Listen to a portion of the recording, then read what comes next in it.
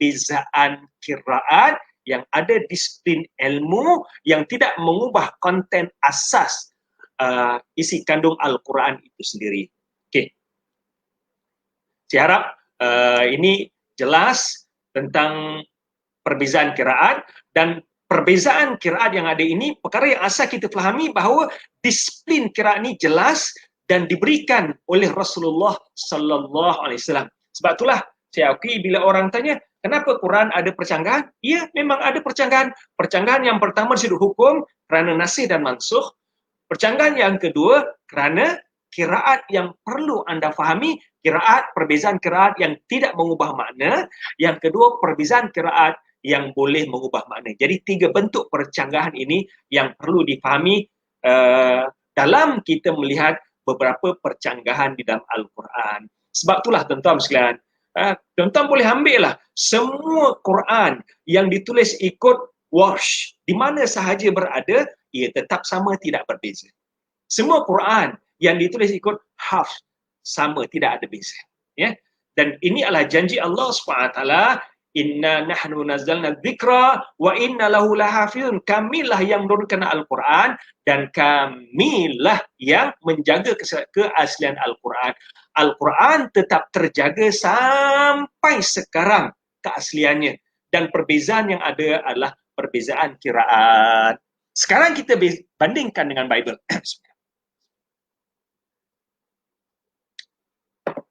Kenapa saya nak bandingkan dengan Bible ni tuan-tuan ya? Kenapa saya nak bandingkan dengan Bible? Saya nak bandingkan dengan Bible ni kerana ramai orang Kristian yang mempertikaikan persamaan, adanya perbezaan, tidak ada kesamaan Al-Quran. Saya pelik apabila mereka sibuk mencari percanggahan-percanggahan Al-Quran, sedangkan perbezaan itu ada disiplin yang perlu difahami, namun pada masa yang sama seolah-olah mereka tidak melihat begitu banyak percanggahan yang ada di dalam Bible. Dan percanggahan ini percanggahan yang tidak boleh disinkroniskan, percanggahan yang tidak boleh diselarikan, percanggahan yang tidak boleh diterima hitam dan putih dalam satu masa. Saya akan bagi contoh-contoh untuk tuan perhatikan. Jadi jelas yang pertama dahulu, kita perhatikan jelas perbezaan qiraat Al-Quran, dan kita akan lihat nanti perbezaan Bible, dan saya akan bandingkan dengan Al-Quran. Bible bercanggah dalam sudut contents jumlah buku. Okey, tuan-tuan sekalian, tuan-tuan pergilah qiraat mana sahaja. Quran terdiri pada 114 surah. Bermula dengan surah Al-Fatihah, diakhiri dengan surah An-Nas. 114 surah. Dan berjuta umat Islam seluruh dunia menghafal Al-Quran dengan 114 surah. Berbeza dengan Bible, tuan-tuan. Ini perbezaan pertama dalam Bible ya. Percanggahan pertama dalam Bible. Bible, walaupun mereka kata mereka ada Bible, bersama saya ini saya ada banyak Bible, saya akan tunjukkan nanti. Mereka kata mereka ada Bible. Tetapi yang jadi masalah ialah Bible milik Christian Orthodox berbeza dengan Bible milik Christian Katolik dan Christian Protestan. Jumlah buku mereka berbeza. Kalau dalam Islam, Al-Quran kita panggil surah. Al-Quran ada terdiri pada 114 surah.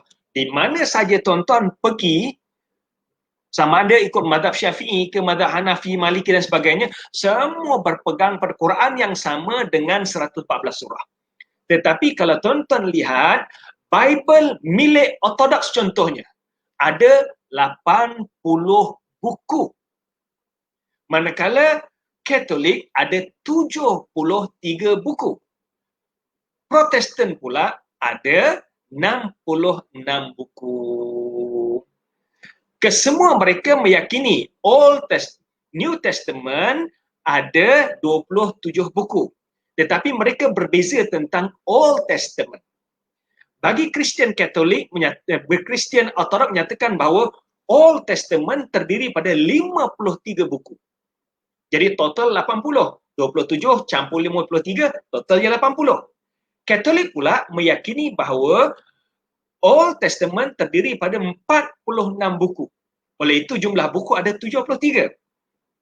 Manakala Protestan nyatakan bahawa buku yang kami iktiraf ini hanya 66 and the rest of the book dianggap sebagai apocryphal.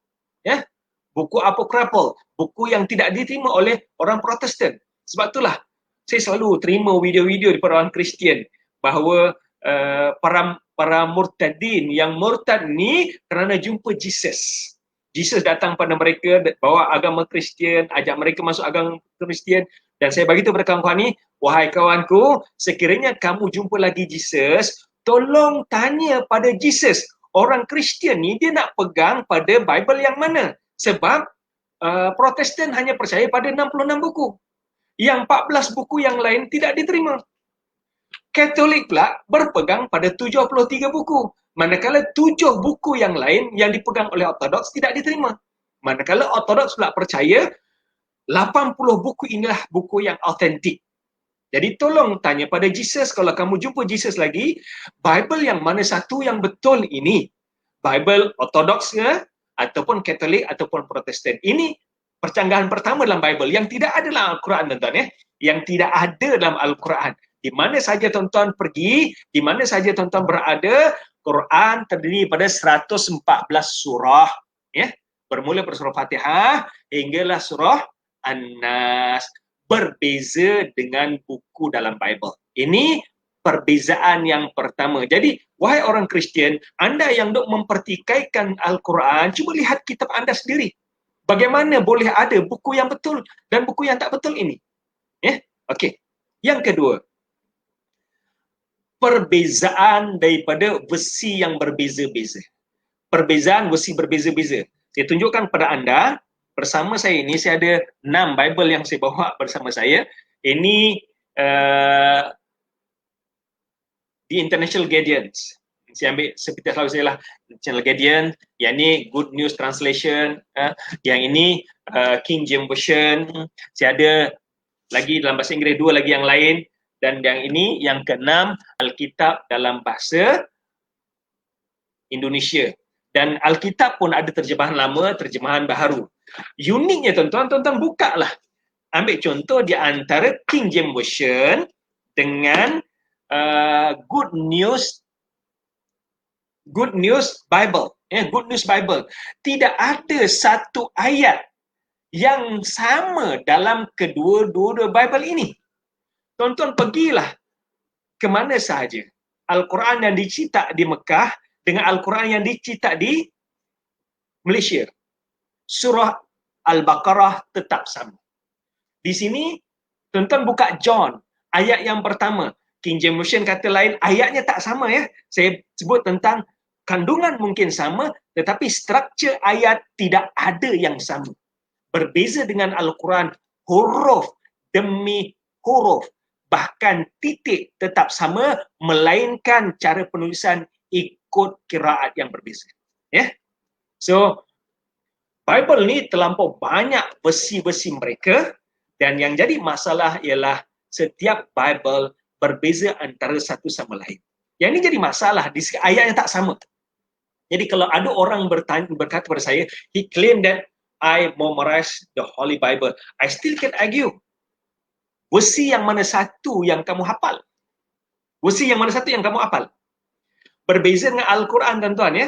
Berjuta umat Islam menghafal Al-Quran, walaupun ikut kiraat berbeza, tetapi dengan disiplin yang sama, dengan disiplin yang tetap ini, mereka menghafal surah Al-Baqarah hingga surah An-Nas dalam bentuk yang sama. Ya, bentuk yang sama. Ya. Sebab itulah saya tertarik dengan apa yang pernah disebutkan oleh orang Kristian. If whatever reason we destroy, today we destroy the Holy Quran, tomorrow they can bring the new Quran as what being revealed to Prophet Muhammad SAW. Ya. Kalau hari ini kita binasakan semua Quran, esok umat Islam akan boleh bawa Quran yang sama seperti mana yang diturunkan kepada Nabi Muhammad SAW, sebab terlalu ramai umat Islam yang menghafal Al-Quran. Tetapi berbeza dengan Bible. Sekiranya hari ini semua Bible dibinasakan, habis orang Kristian tak boleh nak buat Bible sebab none of them yang hafal huruf demi huruf Bible. Tidak ada seorang pun di mereka yang menghafal huruf demi huruf. Dan kalaupun ada yang mendakwa mereka hafal huruf demi huruf ini. Kita boleh tanya juga, mereka hafal Bible Orthodox ataupun Bible Katolik ataupun Bible Protestan sebab bukunya berbeza. Ataupun kita boleh tanya versi yang mana satu yang mereka hafal. Kan susah, tuan-tuan. So ini perkara yang kedua. Perbezaan versi menunjukkan perbezaan versi yang berbeza-beza ini tidak ada ayat yang sama, tidak ada yang sama. Berbanding dengan Al-Quran, ambillah Quran yang dicetak di Malaysia, di Indonesia, di Thailand, di Mekah, di Afrika, di mana saja, ia tetap sama. Tidak ada bezanya, melainkan perbezaan sudut qiraat. Okey, ini yang kedua. Yang ketiga, Bible bukan hanya mengandungi versi-versi yang berbeza. Dan versi yang berbeza ini bukan sahaja ayatnya berbeza. Bahkan kandungan pada ayat yang sama juga berbeza. Tuan-tuan sekalian, kalau saya baca tu, saya mahu pergi ke kedai. Ayat saya ingin menuju ke kedai. Kita boleh terimalah ayatnya lebih kurang sama ya. Ayatnya lebih kurang sama. Maksudnya dia nak pergi kedai. Ayatnya tak sama tetapi konteksnya sama. Yang jadi masalah ini ialah tuan-tuan sekalian, apa yang saya sampaikan kat sini, berbeza versi, konten dia berbeza. Saya boleh ambil contoh tuan-tuan yang ada Bible, boleh buka New Testament Acts, chapter yang ke-22 ayat yang ke-9. Saya ulang balik ya. Acts ataupun Kisah Para Rasul, chapter ke-22 ayat yang ke-9.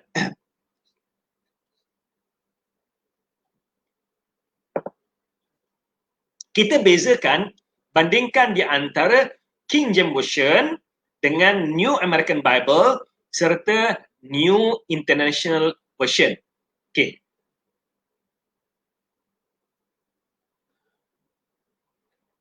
Keluarkan balik tadi, itu terjemahan.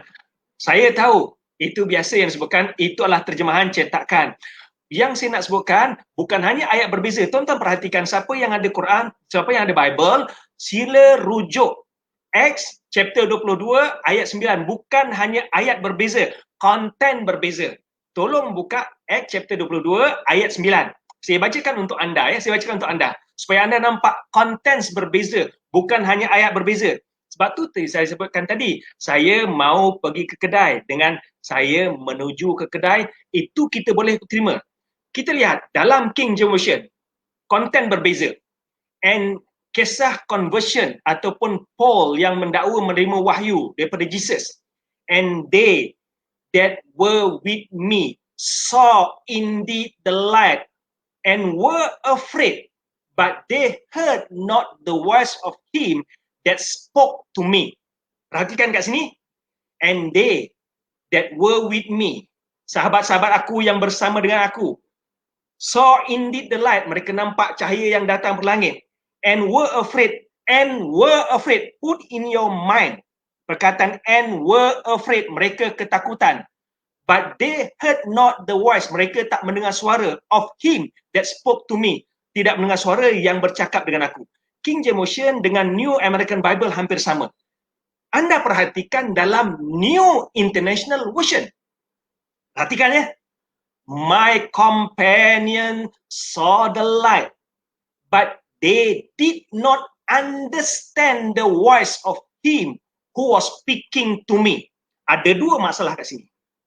Berbeza ayat tu saya tak sentuh. Ya, berbeza ayat maksudnya tak sama, tak jadi masalah. Tetapi kat sini dua masalah. Yang pertama, dalam King James Version disebutkan and were afraid, mereka ketakutan. Dalam King James Version disebutkan and were afraid. Yang jadi masalah dalam New International Version and were afraid, satu ayat lengkap hilang. Tidak ada. Saya bacakan semula. My companion saw the light but did not understand the voice of him who was speaking to me. Sahabat-sahabat aku melihat cahaya, tetapi mereka tidak faham suara yang bercakap dengan aku.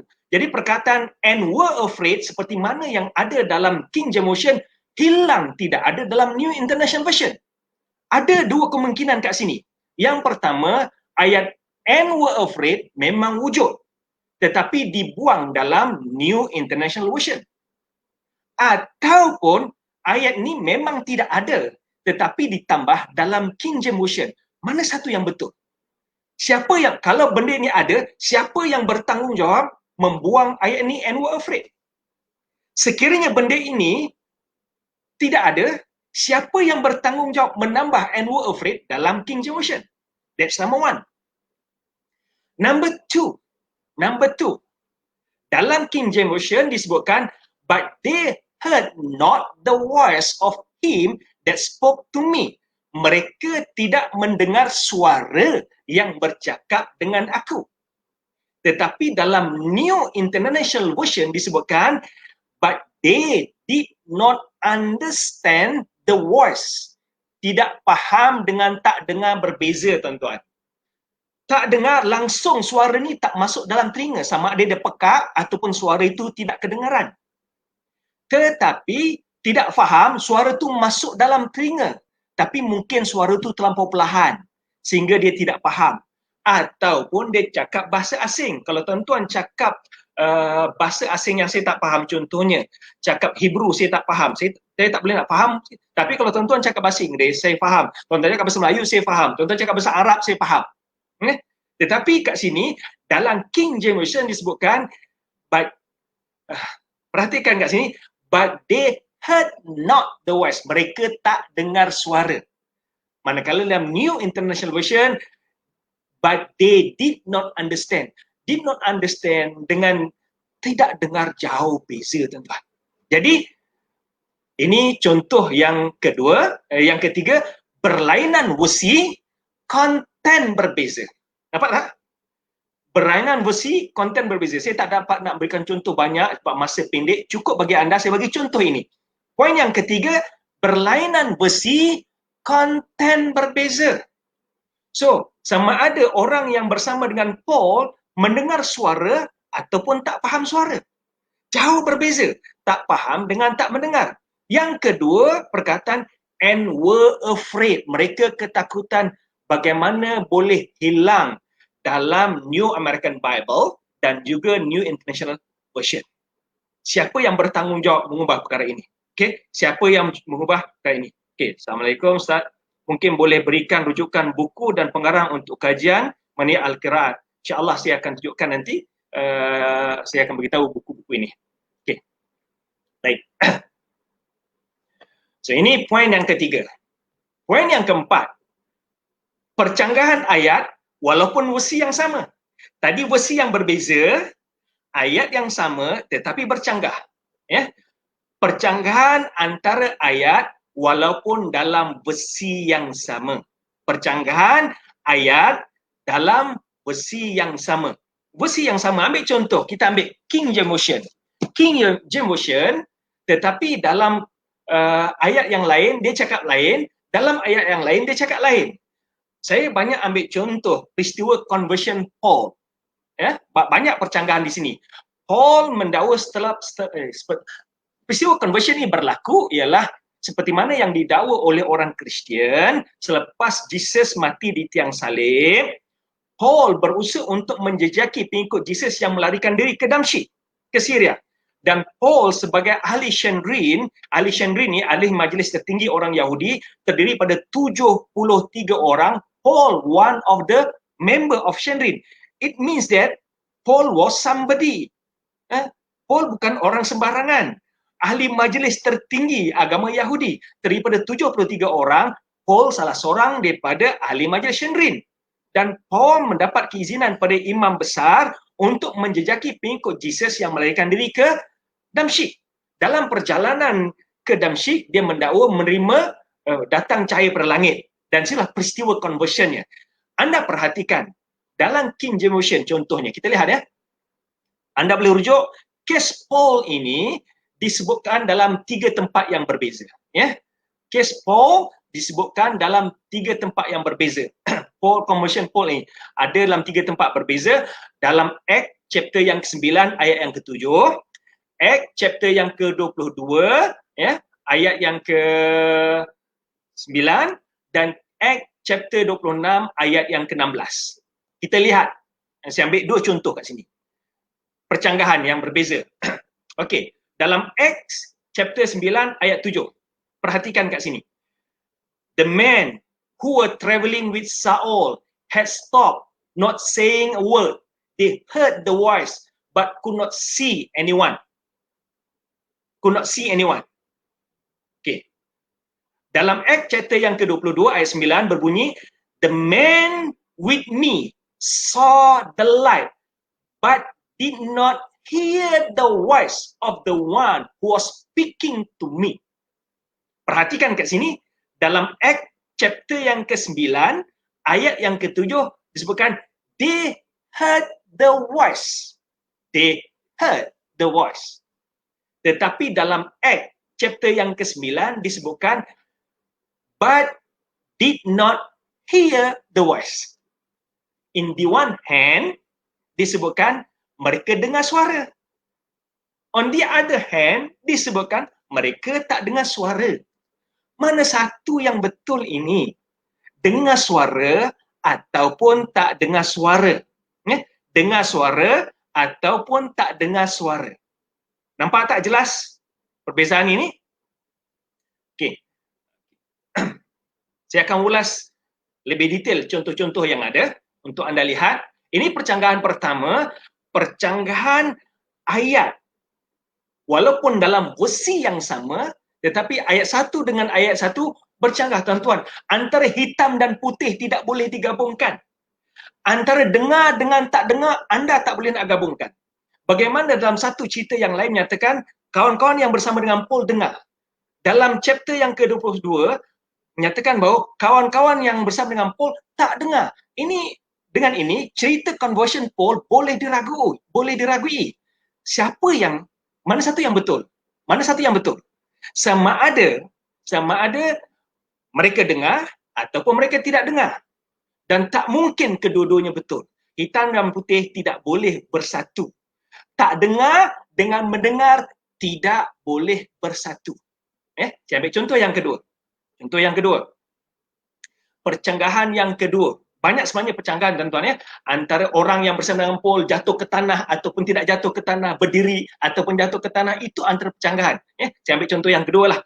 Contoh yang kedua, dalam Acts chapter yang ke-9 ayat yang ke-6 dengan Acts chapter yang ke-22 menjelaskan bahawa apabila Paul jatuh ke tanah, cahaya datang ke langit, lalu Paul diperintahkan untuk bangun dan masuk ke kota Damsyik.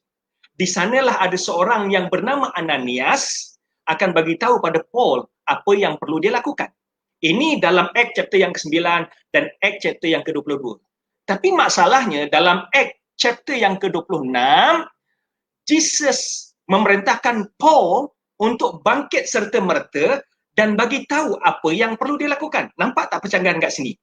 Dalam chapter 9 dan chapter ke-22 menyatakan bahawa Jesus perintahkan Paul pergi ke Damsyik. Tetapi dalam chapter 26, Jesus perintahkan Paul berdiri terus, tak suruh masuk kota Damsyik. Mana satu betul? Perintah ke kota Damsyik ataupun tidak? Yang kedua, dalam chapter ke-9 dan chapter ke-22 menyatakan bahawa the person by the name of Ananias will tell him apa yang perlu dia lakukan. Seorang yang bernama Ananias yang akan beritahu Paul apa yang perlu dilakukan, apa tanggungjawab dia. Tetapi dalam chapter yang ke-26 menyatakan bahawa Jesus sendiri yang beritahu bahawa Paul adalah seorang utusan. Jadi mana satu yang betul ni? Masuk Damsyik ataupun tidak? Ananias ataupun Jesus yang beritahu? Bagaimana wujudnya percanggahan ni? Percanggahan yang tidak boleh disatukan. Saya ingatkan kembali bagi anda yang masih tidak jelas tentang qiraat Al-Quran, Qiraat Al-Quran, dia ada disiplin yang boleh disatukan.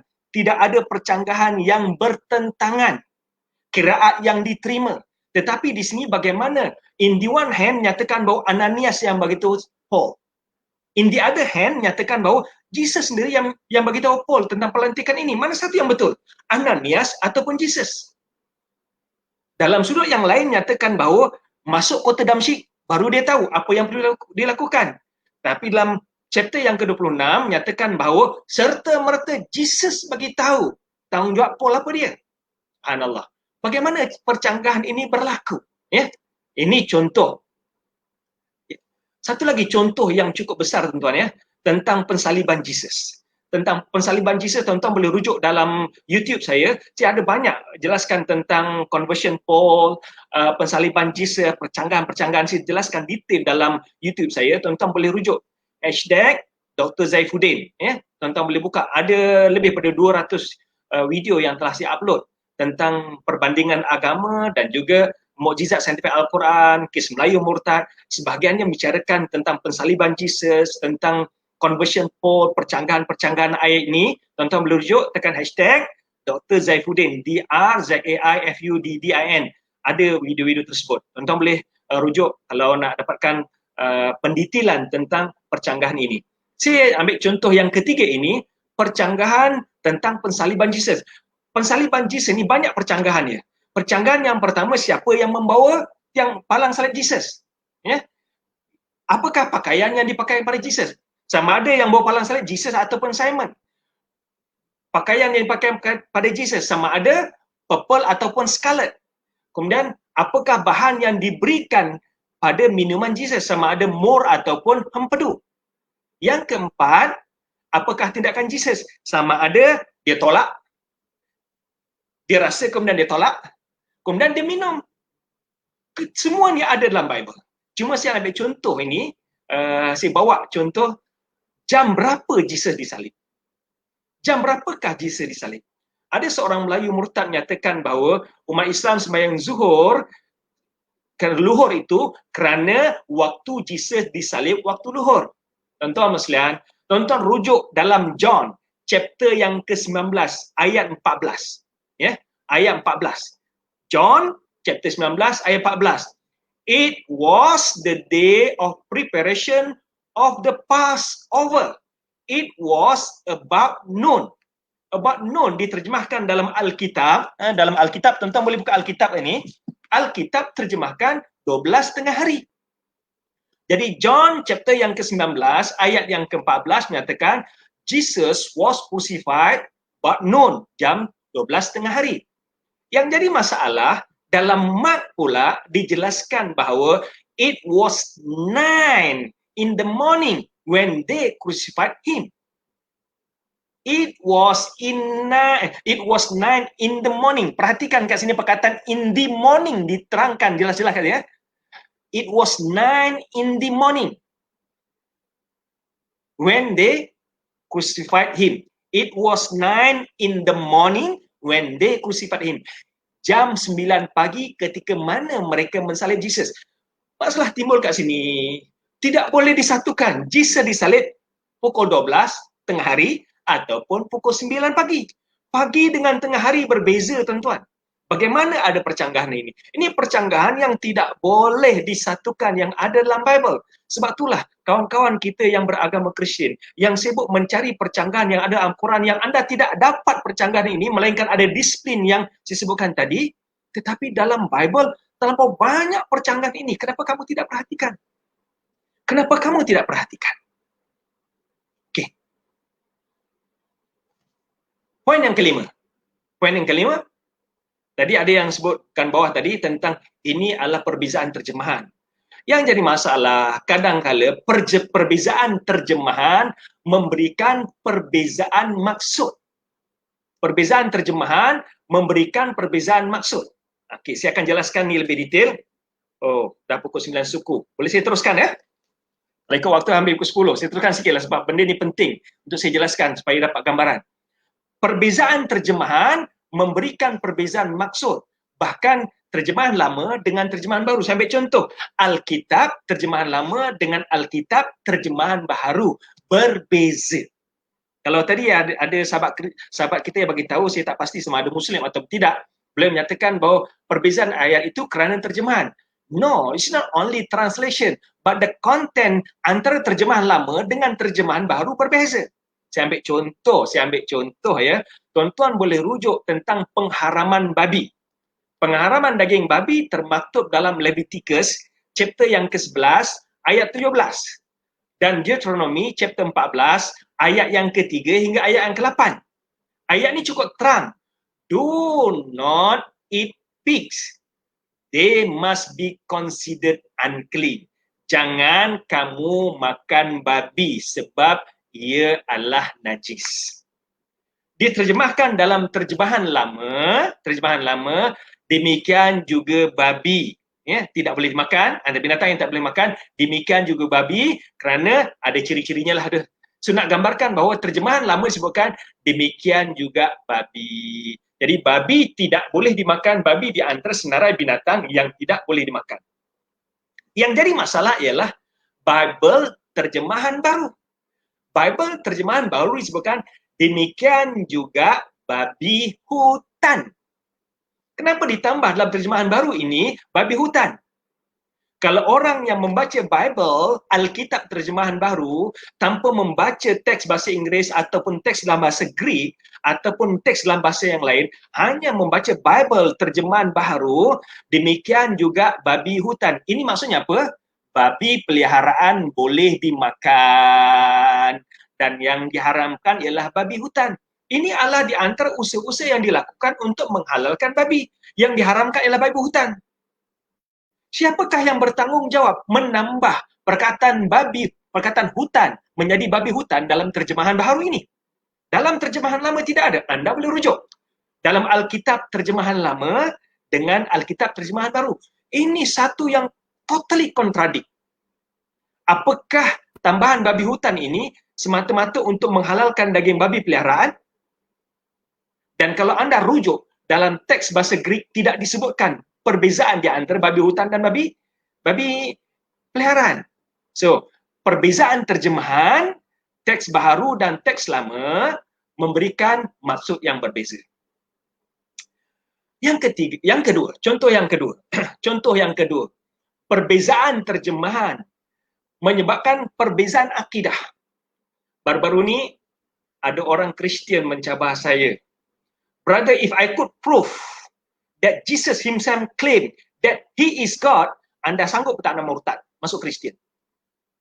Dia kata, saya sanggup. In condition, kamu juga sanggup masuk Islam sekiranya saya buktikan bahawa Jesus tidak pernah berkata demikian dan saya mampu buktikan bahawa Jesus adalah bukan Tuhan. Tapi akhirnya dia diam. Sebab saya tahu, dia nak membawa ayat dalam John chapter 13, ayat 13. Ayat ini biasa digunakan oleh sahabat-sahabat kita Kristian membuktikan daripada mulut Jesus sendiri bahawa Jesus adalah Tuhan. You call me teacher and Lord, and it is right that you do so. It is right that you do so because that is what I am. You call me teacher dalam bahasa Hebrew panggil Rabbi. Diikut Jesus panggil Jesus Rabbi. Dalam bahasa Greek dipanggil didaskalos. Jadi, you call me teacher and Lord. Perkataan Lord, ya, digunakan perkataan Lord. And it is right that you do so. Because it is what I am. John chapter 13 ayat 13. Ya. Kamu memanggil aku guru. Dan Lord di sini perhatikannya, Lord diterjemahkan sebagai Tuhan. Maka betullah katamu kerana akulah dia. So, kawan-kawan kita Kristian menggunakan ayat ini menunjukkan bahawa pengakuan Jesus sendiri, mulut Jesus sendiri nyatakan bahawa Jesus adalah Tuhan. Sejauh manakah kebenaran dakwaan ini? Tuan-tuan sekalian, cuba rujuk dalam bahasa Greek. Gospel, Injil diturunkan dalam bahasa Aramaik. But was written first time in Greek. So, perkataan Rabbi tidak digunakan di situ, sebaliknya digunakan perkataan didaskalos. Dan Tuhan, perkataan Tuhan tidak gunakan theos. Untuk makluman anda, Tuhan dalam bahasa Greek ialah theos. Sebab tu kita ada perkataan theology, monotheism. Perkataan mono satu, theos. Orang yang percaya pada satu Tuhan. Monotheism. Poly maksudnya banyak. Polytheism, mereka yang percaya pada banyak Tuhan. Theology, ya, kajian tentang ketuhanan. So, dalam bahasa Greek, Theos adalah Tuhan. Manakala Lord dalam bahasa Greek itu Kyrios. Kyrios bermaksud Tuhan dan lebih bermaksud Tuhan, bukan Tuhan. Sebab itulah tuan-tuan sekalian, terjemahan baru, kita lihat, saya ulang balik, dalam terjemahan baru, anda lihat dalam terjemahan baru di sini, kamu memanggil aku guru dan Tuhan. Tetapi anda boleh rujuk dalam terjemahan lama, bahasa Alkitab terjemahan lama, terjemahan 1969. Ingat balik terjemahan 1969. Apa terjemahan dia? Kamu memanggil aku guru dan tuan. Ini kenyataan ini pun saya dijelaskan dalam YouTube saya, tuan-tuan boleh rujuk tentang penjelasan. Saya dah jelaskan lebih detail dalam YouTube tersebut. Kamu memanggil aku guru dan tuan. Perkataan Kyrios di sini diterjemahkan sebagai tuan. Dan tetaplah demikian, kerana itulah memang aku, maksud Jesus guru dan tuan, bukan Jesus guru dan Tuhan. Perhatikan dalam terjemahan baru diterjemahkan sebagai Tuhan. Dalam terjemahan lama tahun 1969 diterjemahkan sebagai Tuhan. Kenapa ada perbezaan ini? Jadi Jesus ni Tuhan ke Tuhan? Kalau orang yang baca hanya terjemahan baru, mereka akan meyakini Jesus sebagai Tuhan. Tetapi kalau tuan-tuan lihat dalam teks bahasa Greek, digunakan Kyrios yang boleh bermaksud Tuhan. Dan ini terserlah dalam terjemahan lama tahun 1969 diterjemahkan sebagai Tuhan. Saya tertarik dengan pendeta Saifuddin Ibrahim yang menyatakan kalau nak baca Bible, tengok dalam bahasa Arab. Okey, sekarang saya bawa dalam bahasa Arab. Di sini mungkin pendeta Saifuddin Ibrahim boleh rujuk dalam bahasa Arab. Ya, John chapter 13 ayat 13. Antum tad'unani mualliman wa sayyidan wa hasanan taquluna li'annani ana kadzalika. Perhatikan dalam teks bahasa Arab jelas tidak disebutkan sebagai Tuhan, tidak ada Tuhan. Antum tad'unani mualliman wa sayyidan. Kamu memanggil aku mualliman, guru, wa sayyidan, Tuhan. Tidak disebutkan ilah. Terjemahan bahasa Arab disebutkan Sayyidan. Sayyid ni maksudnya Tuan. Sebab tu kita ada Said sekian, Pak Said itu Tuan maksudnya. Ya. Jadi dalam teks bahasa Arab disebutkan Sayyidan, dalam teks bahasa Greek disebutkan Kyrios, dalam terjemahan lama disebutkan kamu memanggil aku guru dan Tuan. Nampak tak? Perbezaan terjemahan memberikan maksud yang berbeza. Jadi kalau sahabat-sahabat kita Kristian yang membaca Bible dalam terjemahan baharu saja, mereka akan menyatakan ia sebagai hujah bahawa Jesus adalah Tuhan. Sedangkan kalau kita lihat Bible yang lain menyatakan ia adalah sebagai Tuhan. Sebab itulah hujah ini yang kawan Kristian mencabar saya tadi, kalau saya boleh buktikan daripada mulut Jesus sendiri bahawa dia adalah Tuhan, apakah kamu sanggup masuk agama Kristian? Saya sanggup cabaran ini. Sebab saya tahu teks John 13 ayat 13 ini anda boleh rujuk dalam terjemahan lama diterjemahkan sebagai Tuhan. Dan ini membatalkan kenyataan anda. Bahkan dalam teks bahasa Inggeris, dalam teks bahasa Inggeris disebutkan Lord, bukan God. Disebutkan Lord. Kyrios adalah Lord. Kalau kita sewa rumah kan, this is my landlord. Apa yang anda boleh faham? This is my landlord. Apakah ini Tuhan saya? Ini tuan tanah. So, Lord di sini bermaksud Tuan, bukan Tuhan. Ya, Lord di sini bermaksud Tuan, bukan Tuhan. Poin yang keenam, masa dah begitu panjang. Poin yang keenam, percanggahan yang keenam, percanggahan yang terakhir yang mungkin saya boleh ambil ke sini ialah apa yang disebutkan oleh Bible tetapi bercanggah dengan pegangan orang Kristian. Bible kata lain, orang Kristian amalkan lain. Kita lihat ya. Al-Quran menyatakan bahawa Allah Maha Esa. Umat Islam berpegang pada Allah Maha Esa. Terlampau banyak ayat-ayat yang ada dalam Bible menyatakan lain, tetapi umat Kristian beriman dengan akidah yang berbeza. Tuan-tuan, ya, boleh tuan ambilkan buku. Tuan-tuan boleh rujuk kepada buku saya yang selepas ini, saya ulas detail persamaan di antara buku yang bagus. Terima kasih asisten saya bantu. Ini buku yang saya tulis, perbandingan antara Islam dan agama Kristian. Saya jelaskan ayat-ayat yang sama di antara Bible dan Al-Quran, tetapi apa yang diimani oleh orang Kristian berbeza. Banyak contoh, saya ambil sebagian contoh di sini ya, saya ambil contoh. Bible mengajar akidah tauhid, tetapi umat Kristian mempercayai akidah Trinity. Saya tak nafikan ada Christian Unitarian ya, ataupun Arian, ataupun pensaksian Jehovah, ataupun Christian Judaism yang mempercayai akidah tauhid, tetapi majoriti penganut agama Kristian berpegang kepada akidah Trinity. Sedangkan dalam Bible terlampau banyak ayat yang menyatakan Tuhan Maha Esa. Dan ini jelas dalam Mark contohnya chapter yang ke-28, chapter yang ke-12 ayat 28. Ketika mana orang ramai bertanya pada Jesus, ya, which commandment is the most important of all? Lalu Jesus reply, the most important one is this, listen, O Israel, the Lord our God is the only Lord. The Lord our God adalah the only Lord. Tuhan kita adalah Tuhan yang Esa. Tidak disebutkan the Lord our God is in Trinitarian form. Tuhan kita adalah dalam bentuk Trinity.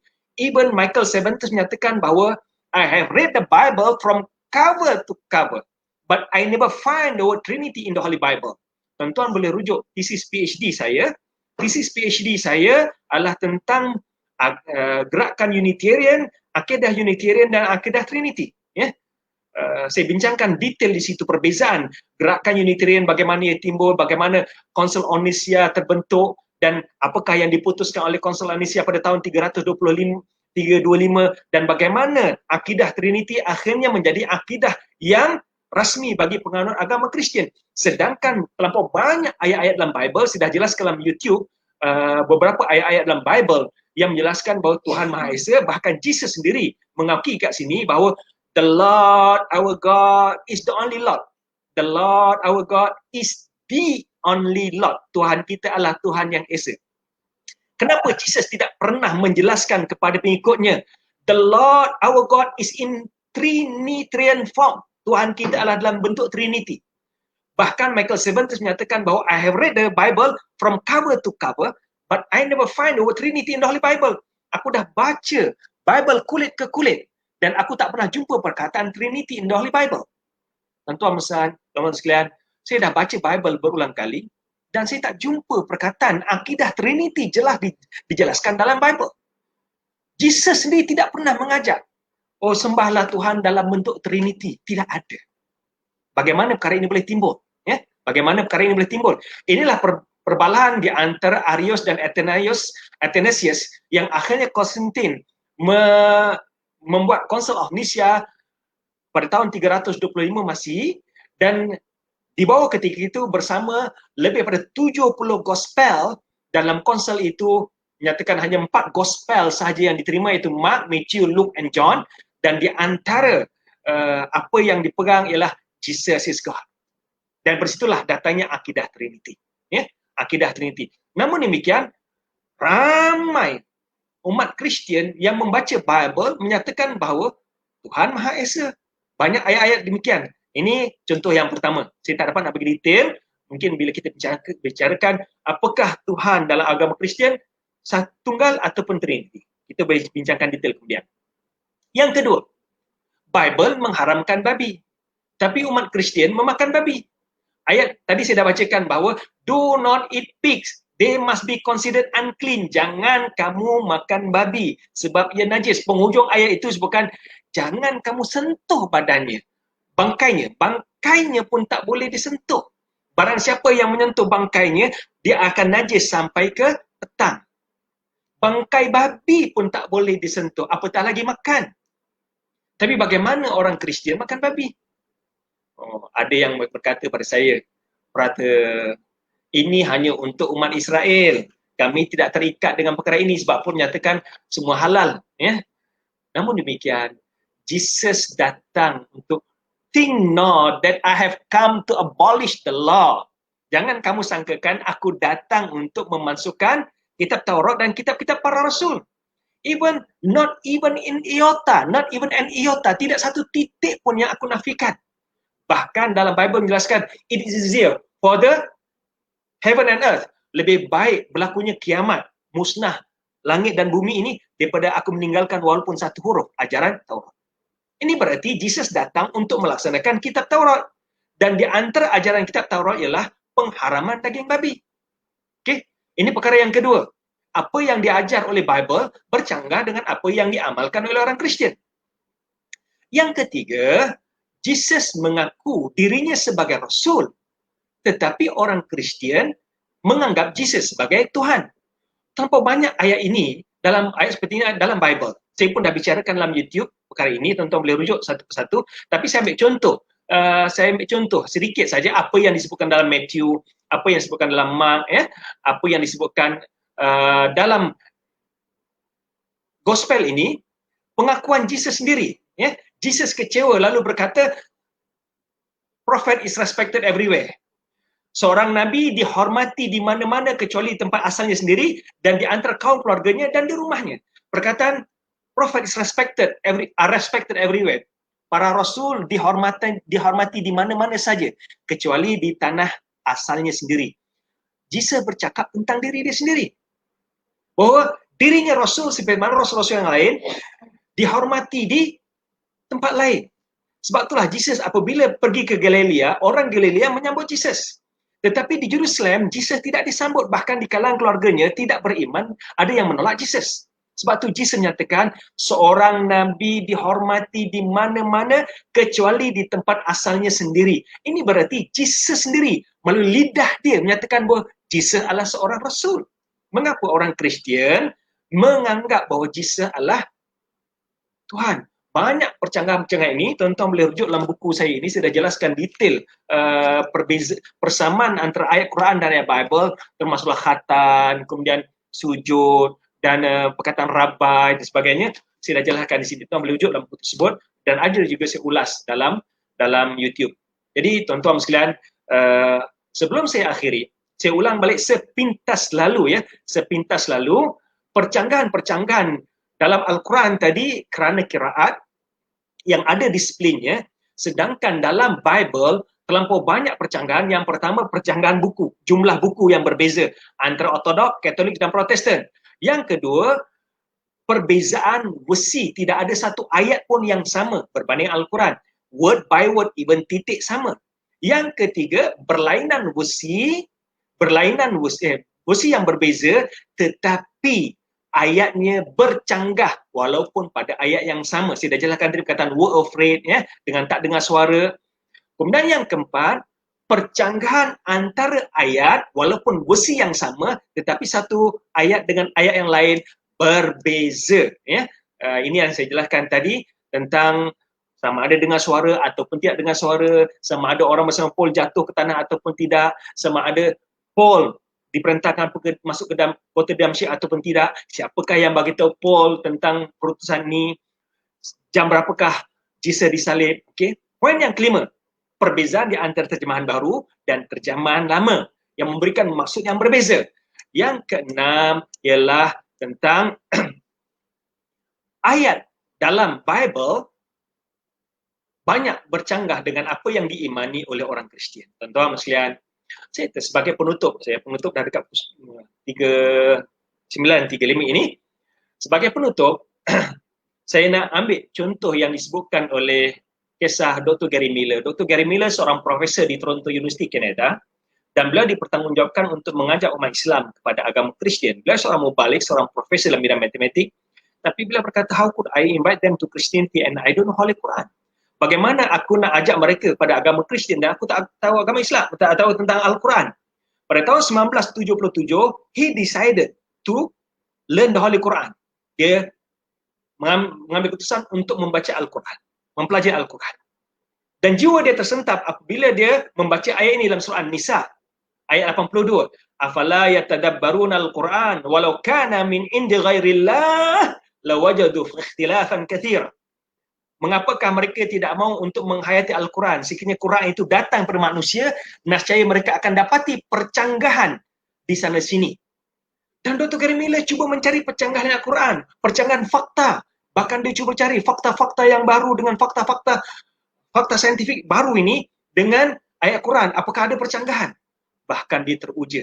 Banyak fakta-fakta saintifik yang baru ditulis sekarang selari dengan ayat Quran yang disebutkan 1400 tahun yang lalu. Tuan-tuan boleh rujuk dalam YouTube saya dan banyak ceritakan mukjizat saintifik Al-Quran yang tidak pernah diketahui.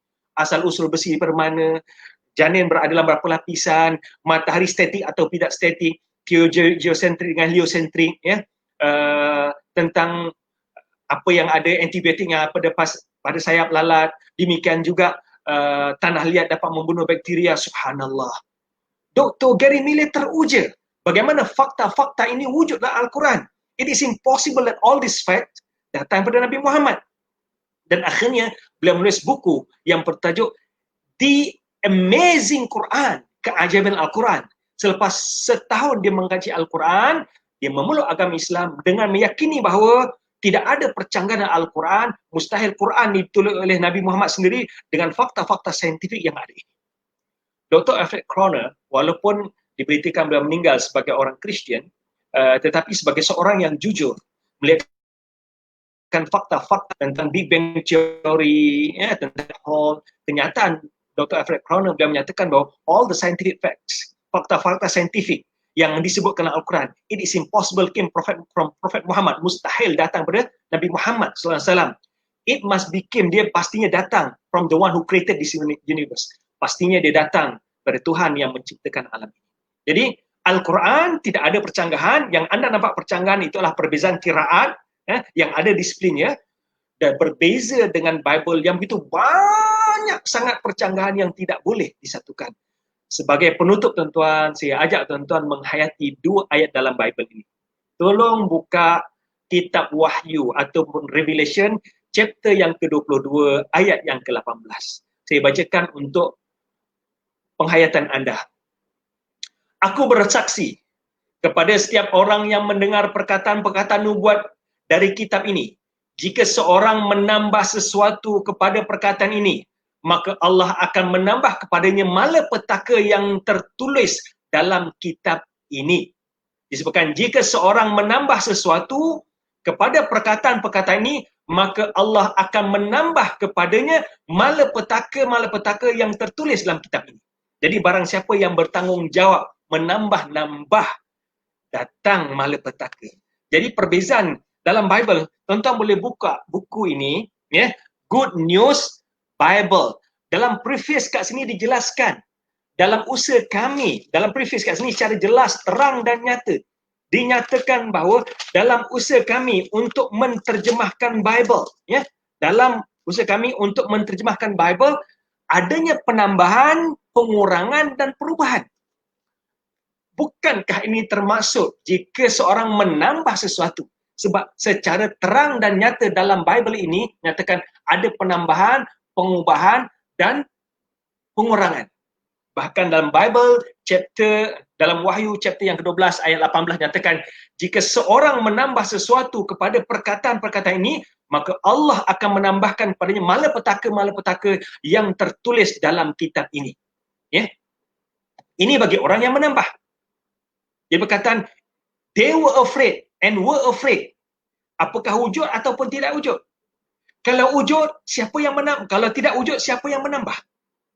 Orang yang menambah, Bible menjanjikan malapetaka untuk mereka.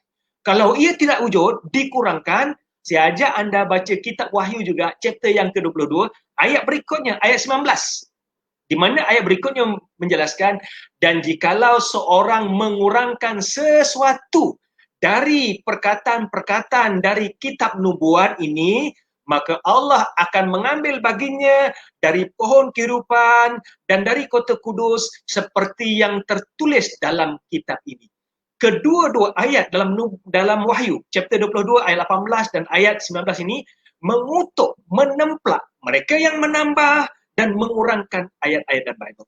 Dan saya bagi contoh kepada anda semua. Jadi, terlampau banyak percanggahan yang wujud dalam Bible yang tidak boleh kita sinkroniskan, yang tidak boleh kita gabungkan. Sebaliknya, apa yang diutarakan oleh umat Kristian tentang percanggahan-percanggahan dalam Al-Quran itu ada disiplin dia, ada sistem dia, ada qiraat dia yang perlu anda fahami. Dan di antara buku yang ditanya oleh Tuan Haji Nicholas tadi, di antara bukunya saya ada dalam bahasa Arab, cuma saya tidak ada dalam bahasa Melayu. Al-Itqan di Al-Quran, dalam kitab Al-Itqan tulisan Imam Sayuti dalam bahasa Arab. Saya tak pasti ada tak terjemahan dalam bahasa Melayu. Ini di antara buku juga yang membicarakan tentang perbezaan qiraat. Dan saya juga belajar tentang qiraat ni sewaktu saya belajar di peringkat BA dahulu di Pakistan. Ada beberapa buku yang ditulis ulama, antaranya ialah Tafsir wa Mufassirun. Ada bahagian yang membicarakan tentang qiraat. Cuma buku-buku ini semua dalam bahasa Arab yang saya miliki. Saya tidak dapat bagi contoh buku dalam bahasa Melayu. Minta maaf, saya dapat bagi contoh buku dalam bahasa Melayu. Tapi contoh-contoh yang saya ada, Tafsir wa Mufassirun, kemudian Al-Itqan fi Al-Quran, dan beberapa buku yang lain yang boleh anda rujuk. Saya yakin kalau anda pergi ke buku, kedai-kedai buku, terutamanya di Indonesia, banyak buku-buku yang telah pun diterjemahkan dalam bahasa Melayu dan juga dalam bahasa Inggeris. Saya rasa sekarang ini yang dapat saya sampaikan. Hampir 2 jam saya bicarakan, yang cukup panjang tajuk ini. Mohon maaf kelemahan kekurangan yang ada. Sekiranya ada persoalan yang ingin diajukan, andainya mampu untuk saya jawab, saya akan jawab. Sekiranya tidak mampu, insyaAllah kita boleh bincang. Saya tak dapat jawab sekarang, saya boleh bagi jawapan di waktu yang lain. Saya serahkan kembali kepada MC kita, Saudara Ikram. Sekian sahaja. Mohon maaf, teman, kekurangan yang ada. Aku lupa lihada. Wassalamualaikum walisa'il muslimin wa muslimat wal mu'minin wa mu'minat. Astaghfiruhu. Bismillahirrahmanirrahim. Assalamualaikum warahmatullahi wabarakatuh. Serahkan pada Saudara Ikram.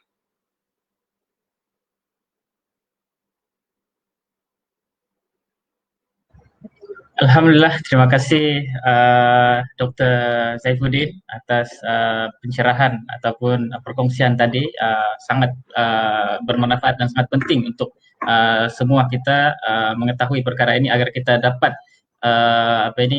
menjelaskan salah faham yang berlaku kepada masyarakat Islam dan klaim ataupun perkara-perkara yang diperkatakan oleh sahabat-sahabat Kristen kita di sana. Jadi seperti yang kita nampak, sedikit saya akan simpulkan beberapa perkara tentang memahami Al-Quran itu dengan lebih jelas dengan memahami bahasa Arab. Sebab terjemahan Al-Quran itu tidak akan tepat 100% difahami sekiranya kita tidak mempelajari bahasa Arab.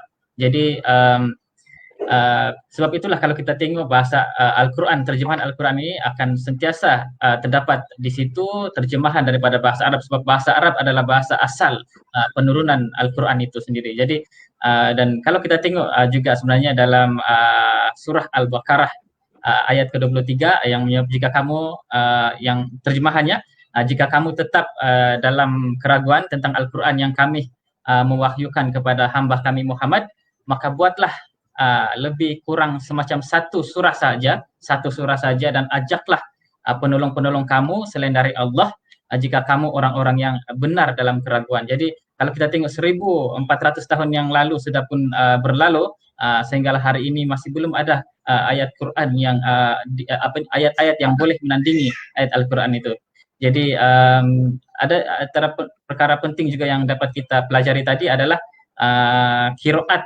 Sekiranya kita mempelajari qiraat ni, sebenarnya kita dalam qiraat itu dia ada disiplin ilmu yang perlu kita fahami, barulah kita dapat memahami perkara itu. Jadi terima kasih Dr. Saifuddin atas kesudian bersama-sama pada malam ini. Kami sangat berterima kasih. Ini merupakan satu perkara yang sangat berharga, sangat bernilai bagi kami dalam memahami Al-Quran itu. Sebenarnya kadang-kadang kita punya saudara-saudara Muslim kita di luar sana juga ada juga dari kalangan mereka ini yang perlu penjelasan karena mereka tidak berapa memahami ayat-ayat Al-Quran itu dengan lebih jelas lagi sebenarnya. Jadi alhamdulillah, terima kasih dokter atas penjelasan tadi, sangat-sangat membantu kami dan sangat bermanfaat buat saudara se-Islam kita di luar sana, dan juga mungkin sahabat-sahabat Kristen kita yang ingin mempelajari Al-Quran ataupun mungkin terdapat salah faham ataupun salah tanggap dalam memahami ayat Al-Quran itu. Jadi maka dengan itu kita umat Islam menjadi tanggung jawab untuk menjelaskan ataupun memberikan penjelasan yang sebenar tentang ayat-ayat yang ada dalam Al-Quran dan juga pelajaran-pelajaran yang ada dalam Islam. Sebab kalau kita nak memahami Islam ini, kita tidak boleh minta ajar dengan orang yang tidak mengamalkan Islam. Kita perlulah belajar dengan orang yang betul-betul mengamalkan Islam dan tahu banyak perkara tentang Islam itu sendiri. Jadi alhamdulillah, terima kasih. Jadi dengan itu kita tangguh dulu majelis kita. Insya Allah kita akan teruskan dengan di sesi-sesi yang lain. Jadi maka dengan itu kita tangguh kita punya majelis pada malam ini dengan suratul As dan tasbih kafarah dan suratul As. Bismillah.